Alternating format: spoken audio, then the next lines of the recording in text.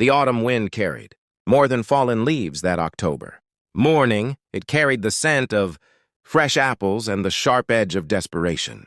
Maria's hands trembled as she arranged the last of her apples on the worn wooden crate.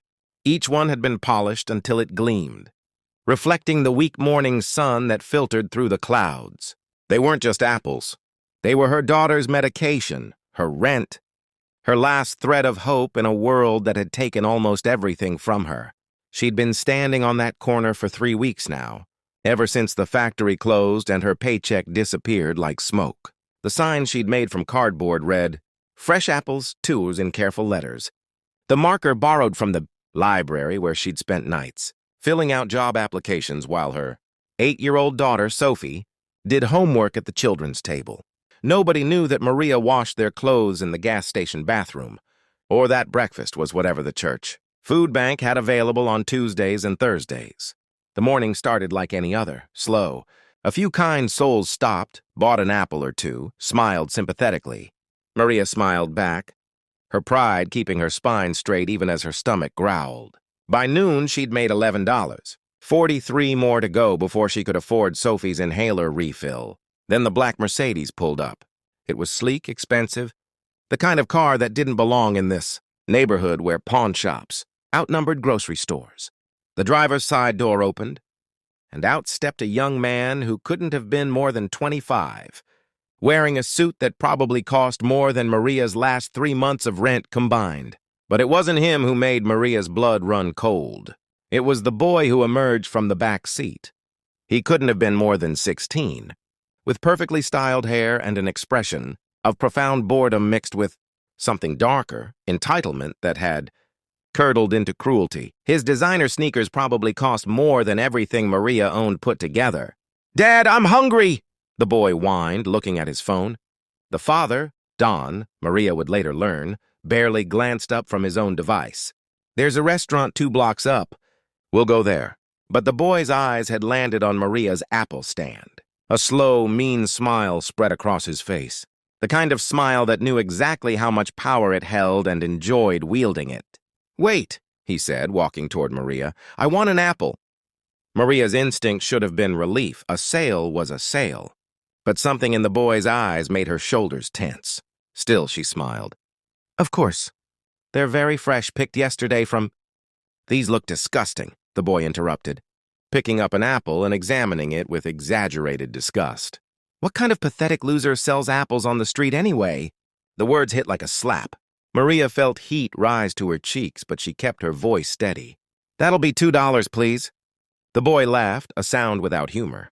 Then, maintaining eye contact, he took a bite of the apple and spat it on the ground. "Tastes like garbage. Just like this whole pathetic setup." He grabbed another apple, then another, tossing them in the air and letting them fall, watching them bruise on the concrete.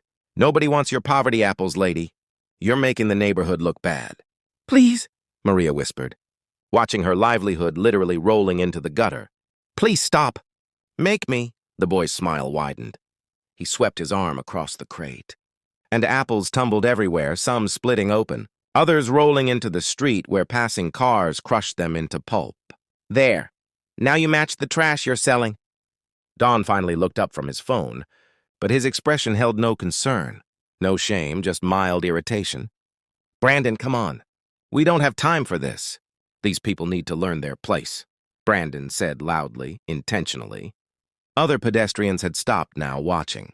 Some pulled out phones. "If you can't afford to live here, go somewhere else. Stop making us look at your—" The rumble started as a distant thunder. At first, no one paid attention, but it grew louder, deeper, until it drowned out Brandon's cruel words. The ground itself seemed to vibrate. Then, around the corner, they appeared, a formation of motorcycles, chrome gleaming, engines roaring with a sound that resonated in your chest. Hell's Angels, at least 20 of them, leather-clad, intimidating, riding in perfect formation. They could have kept going, should have kept going. But the lead rider, a man in his 50s with a gray beard and arms covered in tattoos, held up his hand. The entire group stopped, engines idling like barely contained thunder. He'd seen everything. They all had. The leader dismounted slowly, deliberately. His boots hit the pavement with authority. The other riders followed suit. creating a wall of leather and muscle around Maria's destroyed apple stand. The crowd that had been filming Brandon's cruelty suddenly went very quiet. "Son," the bearded man said, his voice gravelly but calm. He was looking at Brandon, but his presence commanded Don's attention too. "Did I just watch you destroy this woman's livelihood for fun?" Brandon's bravado flickered. "This isn't your business, old man." "I'm making it my business." The biker looked at the crushed apples, then at Maria's face, at the tears she was trying so hard not to shed. His expression softened when he looked at her, then hardened like iron when he turned back to Brandon. "See, boys and I, we were heading to a charity run, raising money for kids with cancer. And here I am, watching some punk kid, who's had everything, handed to him destroy what might be someone's only income. Do you know who my father is?" Brandon's voice had lost its certainty. "Don't care." The biker knelt down, started gathering the undamaged apples. His brothers, that's what they called each other, followed his lead. "What I care about is that this woman was trying to make an honest living, and you decided cruelty was entertainment." Don finally stepped forward, his face red. "Now wait just a minute." "No," another biker, a woman with salt and pepper, hair and arms that looked like they could bench press a truck, stepped in front of Don. "You wait. You're supposed to be teaching your kid how to be a man. Instead, you let him act like that?" She gestured to the destruction.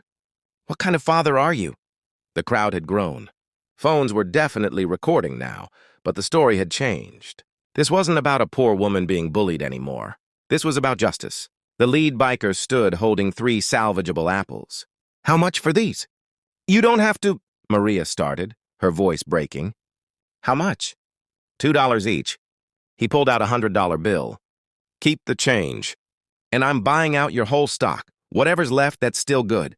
My crew here will take them to the community center.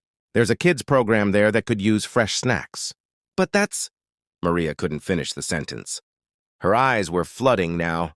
"That's nothing compared to what you're doing." He turned to his crew. "Guys, let's make sure this lady gets a proper setup. Snake! Call Tommy. See if he's still got that pop-up tent from the market.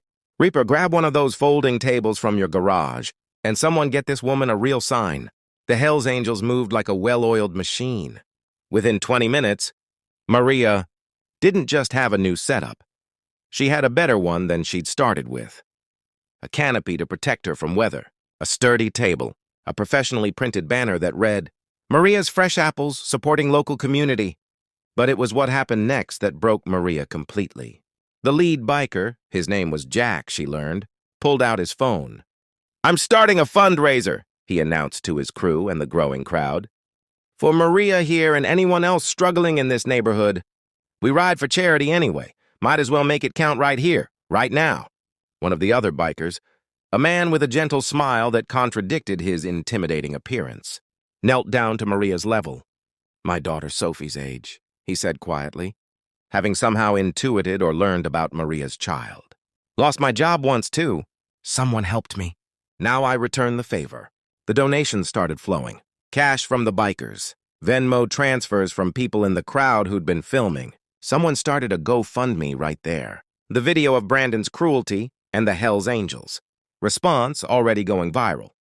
By the time the sun started to set, Maria had raised more than $15,000.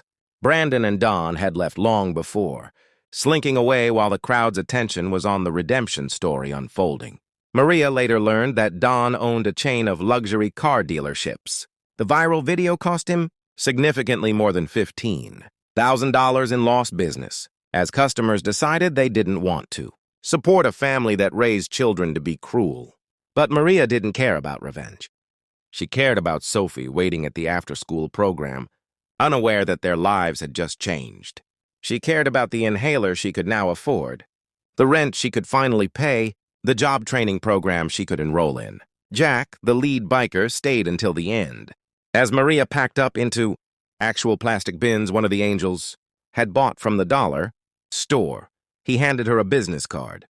"Our crew," he said, "we're not perfect.